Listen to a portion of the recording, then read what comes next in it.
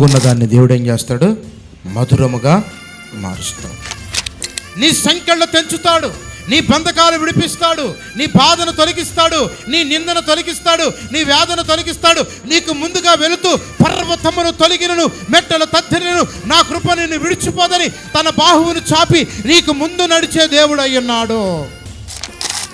నా జీవితం ఇంతే, నా బ్రతికింతే, ఇక నేను ఏది ముందుకెళ్ళలేను అనుకునే వారికి దేవుడు నిస్సహాయస్థితులు ఉన్న వారిని లేవనెత్తే దేవుడు ఆయన. ఓడిపోతున్నప్పుడు ఓటములు నేను ఓడిపోతుంటే దేవుడు చూసే దేవుడు కాదు. నువ్వు కన్నీరు కాలుస్తుంటే చూసే దేవుడు కాదు. నువ్వు బాధపడుతుంటే చూసే దేవుడు కాదు. నువ్వు ఏడుస్తుంటే ఆయన కరిగొచ్చి నీ ముందు నిలబడే దేవుడు అండి ఆయన. హల్లెలూయా. ఒకటే మనం పోరాడాలి. హల్లెలూయా, హల్లెలూయా. కీర్తన గ్రంథం 35వ అధ్యాయము 1వ వచనాన్ని చదువుకుందాం. కీర్తన గ్రంథం 35వ అధ్యాయము 1వ వచనాన్ని చదువుకుందాం. యెహోవా, నాతో వ్యాజ్యమాడు వారితో వ్యాజ్యమాడము, నాతో పోరాడు వారితో పోరాడము. మరలా చదువుతున్నాను. యెహోవా, నాతో వ్యాజ్యమాడు వారితో నువ్వు వ్యాజ్యము ఆడము, నాతో పోరాడు వారితో నువ్వు పోరాడుము. చెప్పండి. యెహోవా, నాతో వ్యాజ్యమాడు వారితో నీవు వ్యాజ్యమాడుము, నాతో పోరాడు వారితోనూ నీవు పోరాడము. హల్లెలూయా. ఎవరు పోరాడాలి? ఎవరు యాజ్యమాడాలి? మన పక్షాన యాజ్యమాడాలన్నా, మన పక్షాన పోరాడాలన్నా, మనకు న్యాయం తీర్చాలన్నా, మనకు సహాయం చేయాలన్నా, మనల్ని ఆదరించాలన్నా, మనల్ని నిలబెట్టాలన్నా, మన కుటుంబాలను కట్టాలన్నా, మన భవిష్యత్తును మార్చాలన్నా యెహోవాకే సాధ్యము. ఈరోజు ఈ లేఖనం వింటున్న నీవు ఈ మాట నీ జీవితంలో రాసి పెట్టుకో. నీవెవరితో పోరాడుతున్నావు? ఎవరితో వ్యాజ్యమాడుతున్నావు? ఎలాంటి పరిస్థితుల్లో నువ్వు వెళ్తున్నావు? ఎలాంటి ఇబ్బందుల్లో నువ్వు వెళ్తున్నావు? ఏది నీ జీవితాన్ని ఇబ్బందికరంగా కలుగు చేస్తుంది? ఏది నీ కుటుంబాన్ని చిత్రవింతలుగా చేస్తుంది? ఏది నీ జీవితానికి ఆశీర్వాదకరంగా లేకుండా చేస్తుందో నీవు ఈరోజు వ్యాజ్యమాడేవాని సన్నిధిలో నిలబడి ఉన్నావని గుర్తుంచుకో. నీ పక్షమున యాజ్యమాడేవాడున్నాడు, నీ పక్షమున నిలబడి పోరాడేవాడున్నాడు, నీ పక్షమున నిలబడి నిన్ను నడిపించేవాడున్నాడు. ఆయనే నజరేయుడైన యేసుక్రీస్తు ప్రభుల వారు. నీ సంకెళ్ళు తెంచుతాడు, నీ బంధకాలు విడిపిస్తాడు, నీ బాధను తొలగిస్తాడు, నీ నిందను తొలగిస్తాడు, నీ వేదన తొలగిస్తాడు. నీకు ముందుగా వెళుతూ పర్వతమును తొలగినను, మెట్టలు తద్దరినను, నా కృప నిన్ను విడిచిపోదని తన బాహువును చాపి నీకు ముందు నడిచే దేవుడు అయ్యున్నాడు. అందుకు నువ్వు చేయవలసింది ఒకటే. దేవా, నా శత్రువును నువ్వు పగ తీర్చుకో. ఏం చేయాలి? నా శత్రువు ఎదుట నువ్వు పగ తీర్చుకో. అది ఏదైనా సరే, అది ఎవరైనా సరే, ఎలాంటి పరిస్థితి అయినా సరే, దేవునికి నువ్వు అప్పగిస్తే దేవుడు నీ ముందుకు ఏది నిలవజాలకుండా శత్రు పునాదులన్నీ పడగొడతాడు దేవుడు. దేవునికి స్తోత్రం కలుగును గాక. అందుకంటే నాడు భక్తుడైన దావీదు అన్నాడు, నా వల్ల కాదు, నేను పోరాడలేను. మనిషి ఎప్పుడు కూడా పోరాడలేడు, ఎప్పుడు కూడా దేన్ని జయించలేడు, దేన్ని సాధించలేడు. సాధించాలన్నా యేసయ్య మనకు తోడై ఉండాలి. గురి కలిగి దేవుని మీద విశ్వాసం కలిగి ఉండాలి. నమ్మకత్వం దేవుని మీద ఉంచాలి. ఆధారపడ్డ వారికి ఆయన ఆశ్రమై ఉన్నాడు, విరిగి నలిగిన వారికి ఆయన ఆసన్నుడై ఉన్నాడు. దేవునికి స్తోత్రం కలుగును గాక. అందుకని దేవుని వాక్యంలోంచి నీవు నాతో వ్యాజ్యమాడు వారితో నీ వ్యాజ్యమాడు. అది సాతానుడు వ్యాజ్యమాడుతున్నాడా? పరిస్థితులు వ్యాజ్యమాడుతున్నాయా? ఆర్థిక నీతో వ్యాజ్యమాడుతుందా? కుటుంబంలో ఇబ్బంది నీ భర్త వ్యాజ్యమాడుతున్నాడా? నీ భార్య వ్యాజ్యమాడుతుందా? నీ పిల్లలు వ్యాజ్యమాడుతున్నారా? ఏది శత్రువు నీ మీద వ్యాజ్యమాడుతున్నాడో, ఎవడు నీ కుటుంబంను చిల్లాబందరు చేస్తున్నాడో, ఏది నీ జీవితానికి ఆశీర్వాదం లేకుండా నెమ్మది కలుగు చేస్తున్నాడో దాని మీద వ్యాజ్యమాడమని దేవునికి అప్పగిస్తే యుద్ధము యెహోవా జరిగిస్తాడు. అందుకని మనం ఎవరు నమ్మాలి? ఇప్పుడు యెహోవాని నమ్మాలి. అంటున్నాడు, నాతో పోరాడు వారితో నువ్వు ఎవరితో పోరాడాలంట? ఆయనకు చెప్తున్నాడు, అయ్యా నాలో శక్తి లేదు. మనం పోరాడుతుంది మనుషులతో కాదు ప్రియులారా. అందుకనే ఎఫెసీ రాసిన పత్రిక అంటాడు, మీరు పోరాడుతుంది మనుషులతో కాదు, వాయుమండ దురాత్మ అంధకార శక్తులతో పోరాడుతున్నాం. కుటుంబాల్లో చిల్లాబదలు చేస్తాడు, భార్యాభర్తలకు సమాధానం లేకుండా చేస్తాడు, పిల్లలు దీవెన లేకుండా చేస్తాడు, ఆరోగ్యం లేకుండా చేస్తాడు. కుటుంబంలో హెచ్చించకుండా వాడు అనేక విధాలుగా ఏదో ఒక చిచ్చు పెట్టి, ఏదో ఒక కారణం చేత, ఏదో ఒక ఇబ్బంది పెట్టి కుటుంబాలను ఏం చేస్తాడు తెలుసా? చిల్లా చెదురు చేస్తాడు. అందుకని మనం పోరాడాల్సింది ఎవరితోనంటే మనుషులతో కాదు. అందుకే ఒక ఆయన పోరాడారంట. ఎవరితోటి? మనుషులతో పోరాడారంట, దేవునితో పోరాడారంట. దేవునికి స్తోత్రం కలుగును గాక. ఆయనే మన తండ్రి పితరుడైన యాకోబు రాత్రంతా ఎబ్బేకు రేవులో పోరాడారంట. అంటున్నాడు, మన పోరాటం ఎలాగుంది? మన అవసరాలు చాలా ఉన్నాయి, మన భారం చాలా ఉంది, మన పరిస్థితులు చాలా ఇబ్బందులుగా ఉన్నాయి. కానీ మన భక్తి చాలా చిన్నగా ఉంది. అవసరాలేమో చాలా పెద్దగా ఉన్నాయి, సమస్యలు చాలా పెద్దగా ఉన్నాయి, కానీ మన భక్తి స్థితి మాత్రం చాలా చిన్నగా ఉంది. అందుకనే మీరు గమనించండి, యాకోబు అన్నీ ఉన్నాయంట కానీ నా జీవితంలో భక్తి జీవితం కొద్దిగా ఉందంట. యాకోబు ఎందుకు పోరాడాడు? యాకోబు ఎబ్బేకు రేవులు ఎందుకు పోరాడాడంటే ప్రియులారా, ఆయనకు డబ్బు ఉంది, బలం ఉంది, ధాన్యం ఉంది, అన్నీ ఉన్నాయి. నిజమైన ఆయన కృప ఆయనకు తోడుగా లేదు, ఆయన అభిషేకం తోడుగా లేదు. అందుకని ఈరోజు నువ్వేం చేయాలంటే, నాతో కాదు ప్రభా, నా వల్ల కాదు, నీ పనుల భారం అంతా ఎవరి మీద మోపమన్నాడు? నీ యెహోవా మీద మోపు. నీ ఉద్దేశాలను యెహోవాకు తెలియపరచు, నీ ఆలోచనలను దేవుడికి తెలియపరచు. మనుషుల దగ్గరికి వెళ్ళావా నిన్ను అల్లరి చేస్తారు. నీ సమస్య మనుషుల దగ్గరికి వెళ్ళకూడదు. నీ సమస్య ఎక్కడికి వెళ్ళాలంటే దేవుని బలిపీఠం దగ్గరికి వెళ్ళాలి. నీ సమస్య ఎక్కడికి వెళ్ళాలంటే దేవుని యొద్దకు చేరాలి. నీ సమస్య ఎవరు మోయాలంటే దేవుని దేవదూతలు మోసి దేవుని దగ్గర నుంచి నీకు జవాబు రావాలా. మనుషులు మారాగున్నదాన్ని దేవుడు ఏం చేస్తారంట? మధురముగా మారుస్తాడు. ప్రియులారా, చాలా చక్కటి మాట. నాతో యాజ్యమాడు వారితో నువ్వు యాజ్యమాడు. మనం ఏం చేయాలి? ప్రార్థన ఏం చేయాలా? అయ్యా నా వల్ల కాదు ఇక, అది ఏదైనా సరే. ఆరోగ్యమా? ఈ ఆరోగ్యానికి ఎన్నాళ్ళు నేను పరిగెత్తను, ఎన్నాళ్ళు నేను తిరగను, ఎన్నాళ్ళు నేను దీన్ని చూసుకుని కృంగిపోతాను. బతికితే నువ్వు స్వస్థపరిచే యెహోవా నీవే, బాగు చేసే దేవుడువు నీవే, బాగు చేయగలిగే దేవుడు నువ్వు. ఇక సాధ్యమైంది ఏది లేదు. ఎప్పుడైతే దేవుని మీద మనము ఆ నమ్మిక ఉంచి ప్రార్థన చేస్తామో ప్రియులారా, నమ్మకమైన కార్యాలు దేవుడు మన జీవితంలో కూడా జరిగిస్తాడు. అందుకంటున్నాడు, నాకు సహాయము చేయయ్యా. ఇదిగోచు, నాతో పోరాడేవారితో కేడము డాలును పట్టుకొని వారు నాకు సహాయం చేయవారికి లేచి నిలుము. ఈట దూసి నన్ను తరుము వారిని అడ్డగించుము. ఈట సాతానుడు ఏం చేస్తాడో తెలుసా? ఈట ఏం వేస్తాడు? ఈట. శత్రువు ఏం చేస్తాడు? మనుషులు చంపడానికి శత్రువు ఏం చేస్తాడు? యుద్ధంలో పోయినాడు ఏం చేస్తాడు? ఇప్పుడైతే గన్నులు వచ్చినాయి, పూర్వం ఏం చేసేవాళ్ళు? ఈట కత్తులు తీసుకొని మనిషిని చంపేవాళ్ళు. ఇప్పుడు సాతాను గడి ఎక్కడి నుంచి వేటేస్తున్నాడో తెలియదు, ఎక్కడి నుంచి మనిషిని పాడు చేస్తున్నాడో తెలీదు, ఎక్కడ కుటుంబంలో చిచ్చు పెడుతున్నాడో తెలీదు, ఎవరి హృదయాలను పాడు చేస్తున్నాడో తెలీదు. అందుకనే వాడి యొక్క వీటను పడగొట్టాయా, వాడి ఖడ్గాన్ని విరగొట్టాయా. నా కుటుంబం మీద, నా పిల్లల మీద, నా మీద ఏది పని చేస్తుందో గ్రహించి దాన్ని ఎలికెత్తి యెహోవా సన్నిధిలో మొరపెడితే దేవుడు ఆ ఖడ్గాన్ని పడగొడతాడు. విరోధకరమైన ఆయుధాన్ని దేవుడు ఏం చేస్తాడు? పడగొడతాడు. నీకు విరోధంగా రూపించబడ్డ ఏ ఆయుధము వర్తిల్లదు. హల్లెలూయా.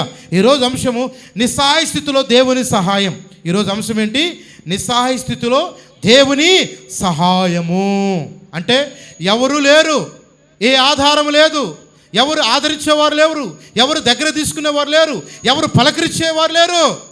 ఎవరున్నారయ్యా, ఇంకెవరున్నారయ్యా, నాకెవరు లేరయ్యా, నీవే యేసయ్యా, నాకెవరు లేరయ్యా, నీవే యేసయ్యా. ఎవరున్నారయ్యా, ఇంకెవరున్నారయ్యా, నాకెవరు లేరయ్యా, నీవే యేసయ్యా. ఎండిన ఎముకలు అవయవములతో అలంకరింప చేయగలవు నీవు, జీవమోచు నాట్లుగా, జీవమోచు నాట్లుగా చేయగలవు. ఆయన ఏం చేయగలుగుతారంట? ఎండిన ఎముకలకు జీవాన్ని కలుగు చేయవాడు. ఈరోజు ఎవరున్నారు నీకు? ఏ ఆధారం ఉంది? నిస్సహాయ స్థితిలో దేవుని సహాయం నీకు తోడుగా ఉంది. నిస్సహాయ స్థితిలో దేవుని ఆధారం నీకు తోడుంది. నిస్సహాయ స్థితిలో దేవుని ప్రేమ నీకు తోడుగా ఉంది. నిస్సహాయ స్థితిలో దేవుని కరుణ నీకు తోడయ్యింది.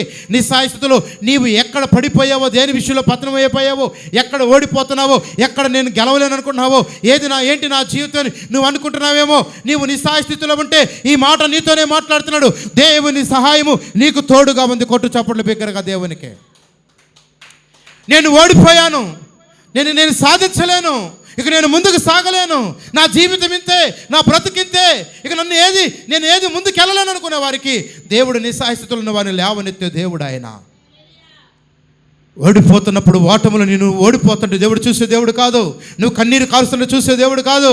నువ్వు బాధపడుతుంటే చూసే దేవుడు కాదు. నువ్వు ఏడుస్తుంటే ఆయన కరిగొచ్చి నీ ముందు నిలబడే దేవుడు అండి ఆయన. హల్లెలూయా.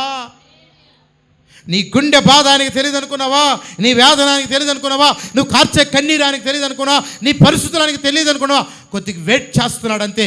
నిస్సహాయ స్థితిలో నేను నిన్ను పైకి లేపాలని కోరుకుంటున్నాను ఆయన. హల్లెలూయా. ఒక ఆమెను చూద్దాం. ఒంటరిగా ఉందామా? ఒంటరి జీవితంలో నిస్సహాయ స్థితిలో ఏం అర్థం కాని పరిస్థితి. తను అనుకుంది సర్వస్వం ఈయన అనుకుంది, సర్వస్వం ఈయనను ఆదుకుంటాడు అనుకుంది, సర్వస్వం ఆయనతో జీవించాలనుకుంది, సర్వస్వం ఆయనతోనే నేను నాతో సహవాసం చేయాలని కోరుకుంది. కానీ తను అనుకున్న జీవితంలో వెళ్ళగొట్టాల్సిన పరిస్థితి వచ్చింది. ఆమె అక్కడి నుంచి బయటకు రావాల్సి వచ్చిన పరిస్థితి వచ్చింది. చిన్న పిల్లలు వేసుకొని, చిన్న కుమారుని వేసుకొని అరణ్యంలో, భీకరమైన అరణ్య యాత్రలో ఒంటరిగా ప్రయాణం చేయాల్సి వచ్చింది. ఎవరు లేరు ఆమెకి, ఎవరు ఆమెకి సహాయం లేరు. ప్రియులారు, ఈరోజు దేవుడు నీతోనే మాట్లాడుతున్నాడు. నీవు ఒంటరిగా నిస్సహాయ స్థితిలో దేవుడు నిన్ను నిలబెట్టే దేవుడు అయి ఉన్నాడు ఆయన. నిన్ను నిలబెడతాడు దేవుడు ఆయన. అంతే. దేవునికి స్తోత్రం కలుగునుగాక. ఆమె నిస్సహాయ స్థితిలో ప్రయాణమైంది. అయ్యో, గుండె నిండా వేదన, కళ్ళల్లో కన్నీరు, గుండె పగిలిపోయేంత బాధ. ఎవరికి చెప్పుకోవాలో తెలియదు. నా అనేవారు లేరు, బంధువులు లేరు, స్నేహితులు లేరు, అనుకునేవారు త్రోసివేశారు. ప్రేమించిన వారు, ఆదరించిన వారు ఆమెను మెడబట్టుకొని బయటికి గెంటేశారు. పోను, నా ఇంట్లో ఉండడానికి వీల్లేదు, పోను, నా దగ్గర నిలబడటానికి లేదు, పోను, నా ఇంట్లో నువ్వు సహవాసం చేయడానికి లేదని ఆమెను బయటకు నెట్టారంట. ఏం పరిస్థితి? ఆమె పరిస్థితి అర్థం కావట్లా. ఒంటరి జీవితం అయిపోయింది. ఎటు చూసినా అరణ్యలో ఘోష, ఎటు చూసిన భీకర గల ధ్వనులు, ఎడారులో ఆమెకు భయం వేస్తూ చిన్న పిల్లగాడిని చంకనేసుకొని అరణ్య యాత్రలో ప్రయాణం చేసింది. గుర్తుపెట్టుకో, అరణ్యములో ఉన్న దేవుడు నిన్ను పరిశీలించి నిన్ను చూస్తున్నాడు. దేవునికి స్తోత్రం కలుగును గాక. నీ పరిస్థితులంతా తారుమారైపోయినా, నీ స్థితి అంతా తారుమారైపోయినా, నీ పరిస్థితులు ఎలాగున్నా ప్రియ దేవుని బిడ్డ, ఇదిగో నువ్వు ఒంటరిగా జీవిస్తున్నా, అరణ్యములాగా నీ జీవితం కనపడుతున్నా, శూన్యముగా నీ జీవితం కనపడుతున్నా, ఇదిగో నిన్ను పరిశీలిస్తూ నీకు సహాయం చేసేవాడు ఉన్నాడు. ఆయన నజరేయుడైన యేసుక్రీస్తు ప్రభువు. బయలుదేరింది ఒక్కతే. ఏం అర్థం కాని పరిస్థితి, ఏం చేయాలో అర్థం కావట్లేదు. ఎటు చూసిన భయంకరమైన విషపు జంతువులు, భయంకరమైన పాములు, కోడెదాసులు, భయంకరమైన సింహాలు, పులులు, భయంకరమైన పరిస్థితి. ప్రయాణం చేసే కొంది అడవి ఇంకా రావట్లేదు ఆమెకి. ఎంత దూరం చేస్తున్నంత అరణ్యమో. ఈరోజు నీ ఈ మాట వింటున్నావా ప్రియ సహోదరుడా, సహోదరి? దేవుని బిడ్డ, ఈరోజు నువ్వు వింటున్నావా? నీ జీవితం ఎలా చూసిన అరణ్యంగా ఉందేమో, ఎటు చూసిన భీకరమైన పరిస్థితులకు ఉందేమో, ఎక్కడైనా నువ్వు నమ్మి మోసపోయావేమో, ఏ వ్యక్తిని నమ్మి మోసపోయావేమో. ఇదిగో నిన్ను చూశాను ఒక వీడియో. ఒక అతను 5 సంవత్సరాలు ఒక ఆమెను ప్రేమిస్తే దానికి ప్రతిఫలం ఏమొచ్చిందో తెలుసా? వారి ఇంట్లో ఏం చేశారు తెలుసా? ఒక చెయ్యి, ఒక కాలు నరికేశారంట వాడిని. 5 సంవత్సరాలు గాఢంగా ప్రేమించాడంట. పొద్దున్నే చూసినానంటే, నేను ఛానల్లో చూశాను. 5 సంవత్సరాలు గాఢంగా ప్రేమించాడు. 5 సంవత్సరాల సర్వస్వం ఆమె అనుకున్నాడు. ఆమె కొరకు అన్ని తీసుకెళ్ళి పెట్టాడు. నమ్మొద్దు మనుషుల్ని, జాగ్రత్త. 5 సంవత్సరాలకు అతనికి వచ్చిన ఫలితం ఏంటో తెలుసా? కుడి చెయ్యి, ఎడం కాలు తీసేశారు. చూసావా బ్యాలెన్స్గా? కుడి చెయ్యి నరికేశారు, ఎడం కాలు నరికేశారు. కఠినపరుచుకుందంట తాను. ఏ మనిషినైతే ప్రేమించాడో, ఏ వ్యక్తిని అయితే ప్రేమించాడో, ఏ వ్యక్తి అయితే ఆమెను నా సర్వస్వం అనుకున్నాడో ఆ బిడ్డ, ఆ సహోదరుడు, ఆ సహోదరుడి జీవితం శూన్యంగా మారిపోయింది. శూన్యములో ఉన్న నీ మొరలాలకిచ్చేవాడు మాత్రం యేసుక్రీస్తు ప్రభు ఒక్కడే. ఆగరు బయలుదేరింది. తన గుండెల మీద భారం, వేదన, ఏమర్థం కాని పరిస్థితి. ఏటు వెళ్ళాలో తెలియదు, ఏమి చెయ్యాలో తెలియదు, తన గమ్యమేటో తెలియదు, ఎక్కడికి వెళ్ళాలో తెలియదు. ఆకలి అవుతుంది, పిల్లగాడు ఏడుస్తున్నాడు. అన్నం లేదు, నిస్సహాయ స్థితిలో ఉంది. ఆఖరికి తన కొడుకు బాధ చూడలేక, తన కొడుకు వేదన చూడలేక తన కొడుకుని విసిరి పడేసిందంట. చచ్చిపోతే, వాడు చనిపోతే నేను కూడా చనిపోదేమోలే అనుకోని. ఎవరు లేరండి. గాఢంగా ప్రేమించాడంట అబ్రహాముని ఆమె చాలా ప్రేమగా ప్రేమించిందంట. చూడండి, ఏ వ్యక్తి నీకు సహాయంగా ఉండడండి. ఈరోజు నేను ప్రకటిస్తున్న క్రీస్తు మాత్రమే నీకు సహాయంగా ఉంటాడు. నేను ప్రకటిస్తున్న క్రీస్తు నిన్ను ఆదరిస్తాడు. నేను ప్రకటిస్తున్న క్రీస్తే నిన్ను బలపరుస్తాడు. నేను ప్రకటిస్తున్న క్రీస్తే నువ్వు నిస్సహాయ స్థితిలో కృంగిపోయినా నిన్ను విడిచిపెట్టే దేవుడు కాదాయన. నిన్ను మరిచే దేవుడు కాదాయన. నిన్నెంత మాత్రం విడవటానికి ఆయన నరుడు కాడు, ఆయన దేవుడు అయి ఉన్నాడు. దేవునికి స్తోత్రం కలుగునుగాక. ఆయన ప్రేమ ఎంత ప్రేమో తెలుసా? నీ కొరకు నా కొరకు కల్వరి శిలువలో తన ప్రేమను పంచి తన ప్రాణాన్ని ఇచ్చి తన సొత్తుగా మనల్ని ప్రేమించుకుంటున్నాడు. హల్లెలూయా. కన్నీళ్లతో బయలుదేరిందమ్మా, నిస్సహాయ స్థితిలో ఉండిపోయింది, ఏడుస్తూ కూర్చుంది. ఏంటయ్యా నా గతి, ఏంటయ్యా నా పరిస్థితి, ఏంటయ్యా ఏం చేయాలి నాకు అర్థం కావట్లేదు, నాకు యాజ్యం చేయయ్యా, నాకు న్యాయం తీర్చయ్యా. ఆయన పేరేంటంట? న్యాయాధిపతి అయిన దేవుడు. హల్లెలూయా. న్యాయాధిపతి అయిన దేవుడు. ఈరోజు ఒంటరిగా ఉన్నావేమో ప్రియా, ఒంటరిగా ఉన్నావో సహోదరి సహోదరుడా, నీకు న్యాయం తీర్చే దేవుడు నీకు తోడై అన్నాడు. ఈ మాట నీతోనే మాట్లాడుతున్నాడు దేవుడు. ఆ ఒంటరి పరిస్థితులు ఆమెతో ఏం చేసింది తెలుసా? ఏడుస్తూ కూర్చొని, అయ్యా ఆ కుమారుడు చూడటానికే నన్ను నిలిచిపెట్టింది, ఇలాంటి పరిస్థితులు రావడానికే నన్ను తీసుకొచ్చింది. నేను ప్రేమించిన నా యొక్క భర్త నన్ను విడిచిపెట్టాడే, నేను ప్రేమించిన నా యొక్క యజమానులు నన్ను విడిచిపెట్టిందే, నా యజమానులు సర్వస్వం నమ్మొచ్చానే, మా ఊరు విడిచిపెట్టొచ్చానే, మా దేశాన్ని విడిచిపెట్టొచ్చానే, మా బంధువులను విడిచిపెట్టొచ్చానే. నాకు లాస్ట్కి నాకు దొరికిన పనిష్మెంట్ ఏంటయ్యా? ఒంటరితనం. ఏంటనో? ఒంటరితనం. నాకు జరిగిన పనిష్మెంట్ ఏంటయ్యా అంటే, నన్ను విడిచిపెట్టారయ్యా, నన్ను వాడుకున్నారు, పని చేయించుకున్నారు, గొడ్డును బాసేసినట్టు చాకరీ చేయించుకున్నారయ్యా, నన్ను విడిచిపెట్టారు. ఇప్పుడు నా పరిస్థితి ఏంటంటే, హాగర్ ఏం చేస్తుంది తెలుసా? నా పక్షా నుండి నాకు యాజ్యమాడు, నా పక్షా నుండి నాకు యాజ్యమాడు. యెహోవా నువ్వు చూచుచున్న దేవుడు గనక నా పక్షా నుండి నాకు యాజ్యమాడు అన్నాడు. గుర్తుపెట్టుకో, అబ్రహాం విడిచిపెట్టవచ్చు, శారం విడిచిపెట్టవచ్చు, చూచుచున్న దేవుడు మాత్రం విడిచిపెట్టే దేవుడు కానే కాడు. ఆయన నిన్ను చూస్తున్న దేవుడు, ఆయన చూస్తున్నాడు దేవుడు, నిన్ను విడిచిపెట్టడు. ఆయన తల్లి మరిచిన తండ్రి మరిచిన నిన్ను విడవని దేవుడు, ఎడబాయిన దేవుడు, నిన్ను హత్తుకునే దేవుడు అయి ఉన్నాడు ఆయన. హల్లెలూయా. అలాంటి వేదనలో బాధలంట దేవుని స్వరం అంట హాగరు కింద పడుతుందంట. హాగరు, ఇక్కడ నువ్వేం చేస్తున్నావు? అప్పుడు ఏమంటుందంటయ్యా, నా యజమానుడు నన్ను తరివేశాడయ్యా, చూడయ్యా చేతులు పప్పులెక్కినట్టుగా పనిచేసి గుడ్డి చాకరీ చేశానయ్యా, నా ఒళ్ళంతా చూడయ్యా ఎంత కష్టపడ్డాను, నా కష్టానికి ఫలితం ఏంటో తెలుసా? నన్ను తోసివేశారయ్యా. నిస్సహాయ స్థితిలో ఉన్నావా? నిరుత్సాహంలో ఉన్నావా? ఒంటరితనం అయిపోయావా? నువ్వు ఒంటరివి కానే కావు, నేను నీకు తోడై ఉన్నాను హాగరు అంటున్నాడు దేవుడు. హల్లెలూయా. దేవుడు నీకు తోడై అన్నాడు. దేవుడు నిన్ను విడిపించే దేవుడైనా. అందుకంటాడు, యెహోవా నాతో నీవు వ్యాజ్యమాడు. అందుకు ఆమె ఏం పెట్టింది? ఒక పేరు ఏం పెట్టింది? చూచుచున్న దేవుడు అయ్యా. నువ్వు ఏం పేరు పెట్టింది? చూచుచున్న దేవుడు. దేవుడు నిన్ను కూడా చూస్తున్నాడు, కొంచెం వెయిట్ చేస్తున్నాడు అంతే. ఇలాంటి పరిస్థితులు ఇలాగుండో చూస్తున్నాడు, వెయిట్ చేస్తున్నాడు. నువ్వు అనుకోని పరిస్థితుల్లో, నువ్వు ఊహించిన పరిస్థితుల్లో ఆగర్ దగ్గరకు వచ్చి ఆగర్ను పలకరించి ఆగర్కి దాహాన్ని తీర్చిన దేవుడు నీ జీవితాన్ని కూడా మధురంగా మారుస్తాడు, నీ జీవితాన్ని కూడా ప్రభావితం చేస్తాడు, నీ కుటుంబాన్ని కూడా కడతాడు, నిన్ను ఉన్నతమైన స్థితిలోనే ఉంచుతాడు. ఊహించిన గడిలో వస్తాడు ఆయన. అందరినీ స్థితి అయిపోయింది, నీ పరిస్థితి అయిపోయింది, కానీ వీడేదేం లేదు, వీళ్ళదేం లేదు, చీ చా అని నిన్ను అందరూ హేళన చేస్తారు చూడు. అప్పుడు వరకు ఆయన మౌనంగా ఉంటాడు, అప్పుడు వరకు చూస్తుంటాడు ఆయన. అనండ్రా నా బిడ్డని ఎంతసేపు అంటారో, అనండ్రా ఎంతసేపు ఎగతాళి చేస్తారో, మీరు ఎంతసేపు వాళ్ళని మీరు నిందిస్తారో చూస్తున్నాను రా నేను చూస్తున్నానని యెహోవా దేవుడు ఒక్కసారి దిగి వచ్చి నీ చేయి పట్టుకొని నిన్ను లేపుతుంటే అంచలంచలంచలంచలుగా నువ్వు ఈ ప్రజల ఎదుట కనపడుతుండగా ఎవడైతే నవ్వాడో, ఎవడైతే ఏడ్చాడో, ఎవడైతే చూశాడో నిన్ను చూసి కుళ్ళుకునే స్థితికి దేవుడు తీసుకొస్తాడు. ఆయన పేరేంటంట? చూచుచున్న నిస్సాయి స్థితిలో ఉన్నప్పుడు వచ్చే దేవుడు ఆయన. హలో, అందుకని మనం మనుషులు నమ్మొద్దు, రాజులు నమ్మొద్దు, అధికారులు నమ్మొద్దు, అన్నిటికంటే బంధువులు అసలు నమ్మొద్దు. అసలు మోసగాళ్ళు ఎవరంటే బంధువులే. అందుకే నేనున్నాను వద్దు. అందరూ కష్టాల్లో ఖచ్చితంగా కష్టం వచ్చిందనుకో అన్నది నన్ను ఆ సహోదరి ప్రశ్న అడిగింది, నా ప్రాణానికి నీ ప్రాణం పెడతాను అన్నారు పాస్టర్ గారు. ఎవడన్నా పెట్టగలుగుతారా? ప్రాణానికి ప్రాణం పెట్టగలుగుతారా? నేను అన్నాను, వీళ్ళెవ్వరూ ప్రాణం పెట్టలేరు, కానీ ప్రాణం పెట్టిన దేవుడు మాత్రం నీకు అభయం ఇస్తాడమ్మా అని చెప్పే దేవునికి స్తోత్రం కలుగును గాక.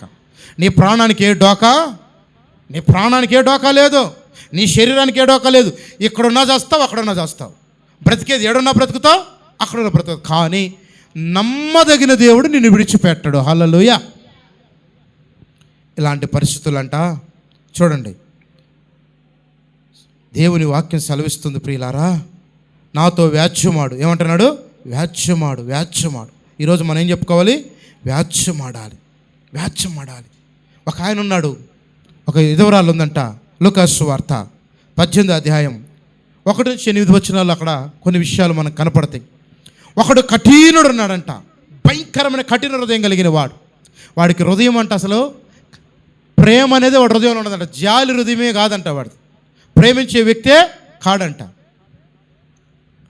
వాడి దగ్గరకంట దేవుడు అక్కడ ఒక మాట రాయించాడు తెలుసా?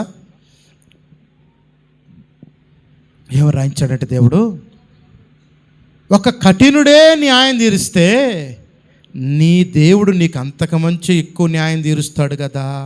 హల్లెలూయా. చూడండి లూకాసు వార్త 10:18, వారు విసుకక నిత్యము ప్రార్థన చేయుచుండగా ఆయన వారితో ఉపమానము చెప్పాను, దేవుడికి భయపడకయు మనుషులు లక్ష్య పెట్టకుండు ఒక న్యాయాధిపతి ఒక పట్టణంలో ఉండెను. ఆ పట్టణంలో ఒక విధవరాలు ఉండెను. ఆమె అతని ఎద్దుకు తరచుగా వచ్చినందున ప్రతిదానికి న్యాయం తీర్చమని అతను అడుగుతూ వచ్చును. కానీ ఒక న్యాయాధిపతి ఉన్నాడంట ఒక పట్టణంలో. వినండి, ఆమెకు ఏ ఆధారం లేదు, ఆమె పక్కన ఎవ్వరు లేరంట, ఎవ్వరు లేరంటండి, ఎవ్వరు ఆమెకు సహాయం చేసేవాళ్ళు లేరంట. ఇరుగు పొరుగు వాళ్ళు ఆమెకు దగ్గర రావట్లేదంట, బంధువులు రావట్లేదంట, స్నేహితులు రావట్లేదంట, తన కుటుంబస్తులు రావట్లేదంట, తన రక్త సంబంధికులు రావట్లేదంట. ఇక ఎక్కడ ఆమెకు సహాయం లేక ఆ పట్టణంలో కఠినుడి దగ్గరికి పోయిందంట. అదేంటి చూడండి, చిత్రమైన ఆలోచన. దేవుడు ఎలాంటాడు తెలుసా? నీ కొరకు కఠినులైన మార్చగలిగి నీ కొరకు సహాయం చేయించగల దేవుడు ఆయన. కఠినులైన మార్చగల దేవుడు ఆయన. బండబారి హృదయాలైన బద్దలు చేయగల దేవుడు ఆయన. ఎంత కఠినంగా తన హృదయాన్ని కఠినపరుచుకున్నా ఆ కఠినాన్ని హృదయాన్ని మార్చగల దేవుడు ఆయన. హల్లెలూయా. నిస్సహాయ స్థితిలో ఎదవరాలు వెళ్తుంది, దేని స్థితిలో ఎదవరాలు వెళ్తుంది, ప్రతిరోజు వెళ్తుందంట. దీని అర్థం ఏంటో తెలుసా? నువ్వు ఏ స్థితిలో ఉన్నా ప్రార్థన మాత్రం మానొద్దు. నువ్వు అడిగేదాన్ని ప్రతిదాన్ని పొందుకున్నంత వరకు దాన్ని విడిచిపెట్టొద్దు. ఆమె ప్రతిరోజు తన ఇంటికి వెళ్ళి తడువు చేసి ఉదయాన్నే లేకుండానే ఏ మొహమే కనపడుతుందంట. వాడు అతను ఆ న్యాయాధిపతి ఎప్పుడు వచ్చి పండుకున్నాడో ఏం చేస్తున్నాడో తెలియదు, కానీ మొత్తానికి ఉదయాన్నే లెగిసి ఈమెంట పోగానే కళ్ళు తెరిచి చూడగలనే ఈమె ఎదవరాలు కనపడుతుందంట ఆయన కళ్ళ ముందు. ప్రతిరోజు మానకెళ్తుందంట. మనం చేసే పొరపాటు ఏందో తెలుసా? ఆదివారం ప్రార్థన చేస్తాం, మిగతా రోజు మనం ప్రార్థన చేయం. ఒకరోజు దేవుని కార్యం కొరకు ప్రార్థన చేస్తాం, మిగతా రోజుల్లో ప్రార్థన చేయం. నీ విసుకక నువ్వు ప్రతి విషయంలో కట్టబడేంత వరకు నువ్వు ప్రార్థన చేస్తే అది నువ్వు ఎంతసేపు చేస్తున్నావు, ఎలా చేస్తున్నావు కదా, విసుకక ప్రార్థన చేయాలి, గురి కలిగి ప్రార్థన చేయాలి, విశ్వాసంతో ప్రార్థన చేయాలి, పట్టుదల కలిగి ప్రార్థన చేయాలి, సహనంతో ప్రార్థన చేయాలి. దేవుని హృదయం కరిగేంత వరకు, దేవుని సహాయం మన దగ్గరికి వచ్చేంత వరకు ప్రతిరోజు దేవుని హృదయాన్ని తట్టాలని నువ్వు. దేవునికి స్తోత్రం కలుగును గాక. దేవుని రోజు పలకరించాలా? ఇలా పలకరించే వాళ్ళు లేరు. మనుషుల సహాయం, అందుకనే మనుషుల సహాయం వ్యర్థం. మనకి గుర్తుపెట్టుకో, నువ్వే పరిస్థితుల్లో ఉన్నా ఉదయాన్నే దేవుని దగ్గర మొరపెట్టడం నేర్చుకో. ఉదయాన్నే దేవుని సన్నిధిలో ఆయన దగ్గర వేడుకోవడం నేర్చుకో. సాయంత్రం దేవుని సన్నిధిలో మొరపెట్టడం నేర్చుకో. నువ్వు దేని కొరకు ప్రార్థన చేస్తున్నావో, ఏ అవసరత నీకుందో, ఏ అక్కరుందో దాన్ని ఒక పట్టుదల కలిగి నువ్వు ప్రార్థన చేస్తే నీ పట్టుదలకు ప్రతిఫలం ఇచ్చే దేవుడు ఆయన. విధవరాలు ప్రతిరోజు వెళ్తుందంట ఇంటికి. ప్రతిరోజు వెళ్తే ఏం చేస్తుందంట? ఇసుకిస్తుందంట. మనం ఇసుకిస్తాం. యేసయ్యని ఎట్లా ఇసుకిస్తాం తెలుసా? ఆయన సన్నిధికి రాకుండా ఇసుకిస్తాం, ఆయన మాట్లాడకుండా ఇసుకిస్తాం, ఆయన చిత్తం చేయకుండా ఇసుకిస్తాం, ఆయన కోపం తెచ్చే పని చేస్తాం. ఆయన మెచ్చుకునే పని ఒకటే చేయం. ఆయన మెచ్చుకునే పని చేసి, తండ్రి నా పని నువ్వు చేసి పెట్టంటే ఆయన తప్పక చేసే దేవుడై ఉన్నాడు ఆయన. హల్లెలూయా. చూడండి, అతడు కొంతకాలం ఒప్పుకోకపోయింది. ఎట్టంట? ఒప్పుకోలేదంట. నేను నీకు పని చేయను. అయ్యా పింఛన్ కోసం పోయిందో మనకు తెలియదు, కుటుంబ అవసరాల కోసం వెళ్ళిందో మనకు తెలియదు, కొంచెం డబ్బు ఇవ్వమని అడిగటానికి వెళ్ళిందో తెలియదు, ఏ విషయంలో వెళ్ళిందో కానీ పరిశుద్ధాత్ముడు క్లారిటీకి రాంచలేదు. కానీ ఆమె ప్రతిరోజు ఆ ఇంటికి వెళ్ళి కొంత మటుకు కొన్ని దినాలు వెళ్తా ఉందంట. పోరాటం,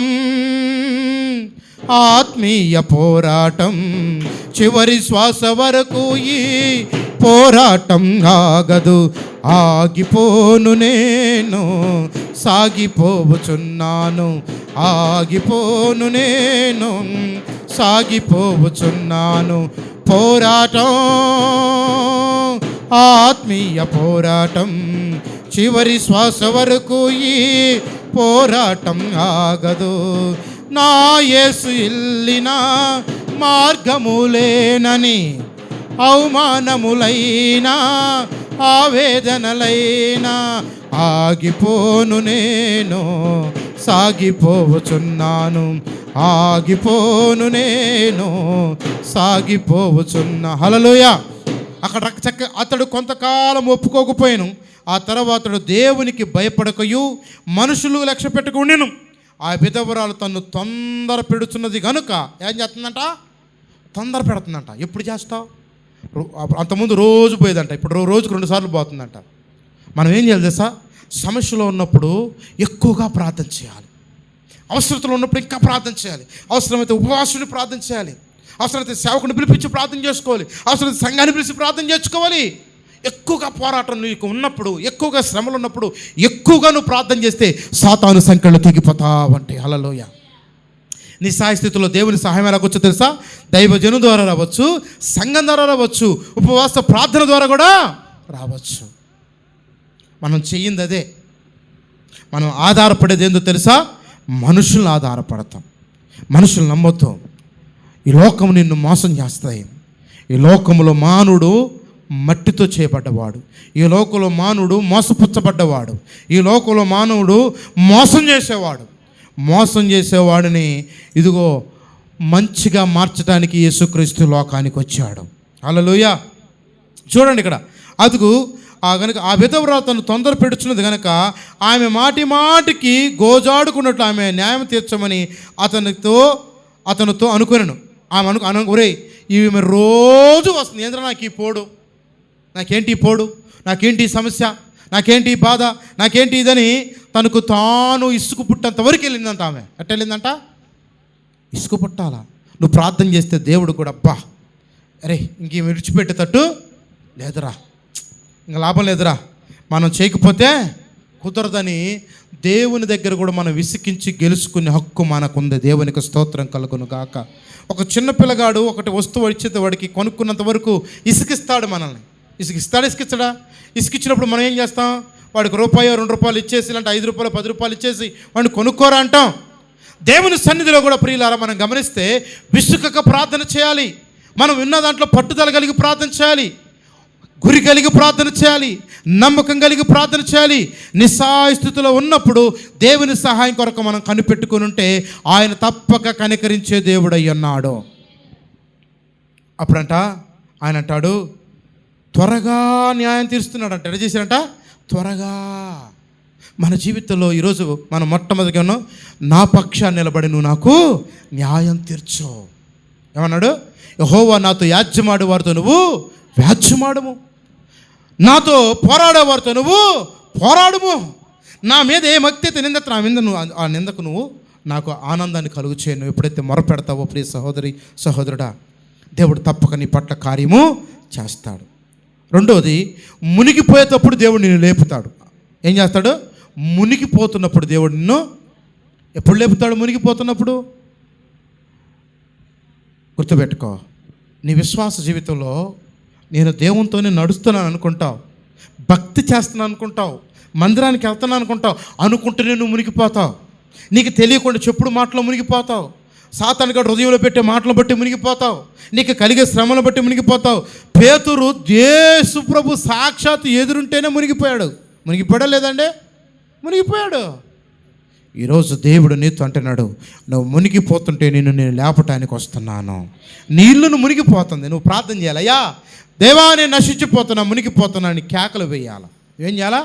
నేను మునిగిపోతున్నా, నా జీవితం, నా కుటుంబం, నా పిల్లలు ఏంటి, నా గతి ఏంటి, నువ్వు నాకు న్యాయం తీర్చు, నాకు సహాయము చేయని నువ్వు మొర్ర పెడితే నీ మొర్రను విని ఆకాశవాకిళ్ళిప్పి శత్రు పునాదులన్నీ పడగొడతాడు దేవుడు.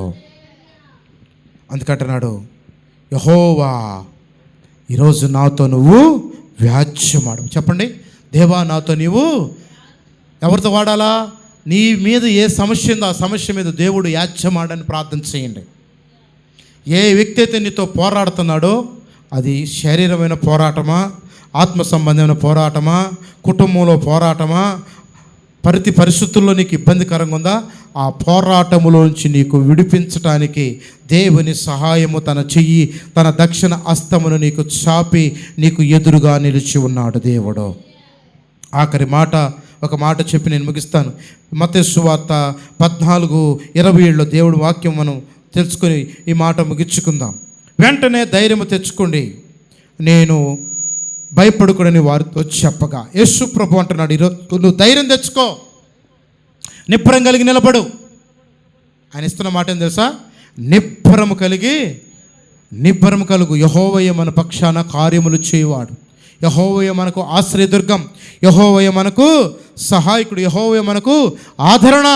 అందుకు మనం ఏం చేస్తాం తెలుసా? నిబ్బరం కలిగి ఉండాలి. ఏముండాలా? నేను మునిగిపోతున్నా, ఏం చేయాలా? మునిగిపోతున్నా ప్రభా, నన్ను నువ్వు లేపయ్యా అంటావా? నా కుటుంబం మునిగిపోతున్నా, నవ్వులు పాలైపోతుందయ్యా, నేను ఆత్మీయస్థితిలో మునిగిపోతున్నా, ఆర్థికంగా మునిగిపోతున్నా, అప్పుల్లో మునిగిపోతున్నా, నా సమాజంలో మునిగిపోతున్నా, నా కులం ఎదుట మునిగిపోతున్నా, మా సంఘం ఎదుట మునిగిపోతున్నా, నన్ను చేయి పట్టుకొని లేపవా అని అడుగేసాయన. హల్లెలూయా అను. చేపట్టుకుని నన్ను లేపయ్యా, నన్ను లేపయ్యా, నన్ను లేపయ్యా, నన్ను లేపయ్యా, నన్ను నిలబెట్టయ్యా. మునిగిపోతున్న పేతును దేవుడు లేపి పడవలో నిలబెట్టాడంట. దేవునికి స్తోత్రం కలుగునుగాక. నిన్ను కూడా నిలబెట్టే దేవుడు. నిస్సహాయ స్థితిలో ఉన్న పేతురుని, ఆ భయభీతులతో ఉన్న పేతురుని, నేను చనిపోతాను, ఇక నా వల్ల కాదు, ఎప్పుడు మునిగిపోయేటప్పుడు కేకలేసాడంట పేతురు. మనం ఏం చేస్తుంటాం? మునక్క ముందు ఇప్పుడు ప్రార్థన చేయాలి. ఏం చేయాలా? మునక్క మునిపే ప్రార్థన చేయాలి. ఈత కొట్టేవాడు కొంతమంది ఈత రానాడు ఏం చేస్తాడు? నాకు ఈత వచ్చింది ముందు వెళ్తాడు. వెళ్ళినోడు ఏం చేస్తాడు సార్? ఇక్కడ వరకు మునిగేంతవరకు నవ్వుతుంటాడు, అర్థం కాదు. తీరా మునిగినప్పుడు చేతులు ఇది టిట్టు కొడుతుంటాడు అన్నమాట ఈత కొట్టేవాడు, ఈత రానోడు. అప్పుడు నీ సాయస్థితి అయ్యా, నన్ను ఎవడన్నా కాపాడనరా, నన్ను ఎవడన్నా. పేతురు కూడా అలా మునిగిపోతా ఉన్నాడంట. నిన్ను ముంచుతుంది అది, నిన్ను ముంచుతుంది అది, నీ కుటుంబాన్ని పతనం చేస్తుంది అది, నీ ఆర్థిక పరిస్థితుల మీద పనిచేస్తుంది అది. దాన్ని ఈరోజు దేవునికి అప్పగిస్తే దాని సంఖ్యలు దేవుడు తెంచుతాడు, దాని పునాదులు దేవుడు పీకటి వేళతో తెచ్చేస్తాడు దేవుడు. దేవునికి స్తోత్రం కలుగును గాక. అందుకే ఒక మాట ముగించుకొని ఆఖరి మాట చూద్దాం. యెషయా గ్రంథం 27:3 అంటాడు, 27:3 అంటాడు, యెహోవా నేను దాన్ని కాపు కాయచున్నాను, ప్రతి విషయములో నేను దానికి నీరు కట్టుచును, ఎవడు దాని మీదకి రాకుండా దివారాత్రం దాన్ని నేను కాపాడుచున్నాను. హల్లెలూయా. నిన్ను కాపాడువాతున్నాడు, నీ కుటుంబాన్ని కడతాడు, నీ భవిష్యత్తును కడతాడు, నీ స్థితిని మారుస్తాడు, నీ పరిస్థితులు మారుస్తాడు. యెహోవా దేవుడి మీద నువ్వు ఆధారపడి నాకు న్యాయము తీర్చు ప్రభు అంటే తప్పక దేవుడు న్యాయము తీర్చే దేవుడై ఉన్నాడు. అందుకని ఈరోజు మనం ముగించుకుంటున్నాం. నా మాటలు మనం ఆఖరికి నిస్సహాయ స్థితిలో ఉన్నప్పుడు దేవుడు ఏం చేశాడు?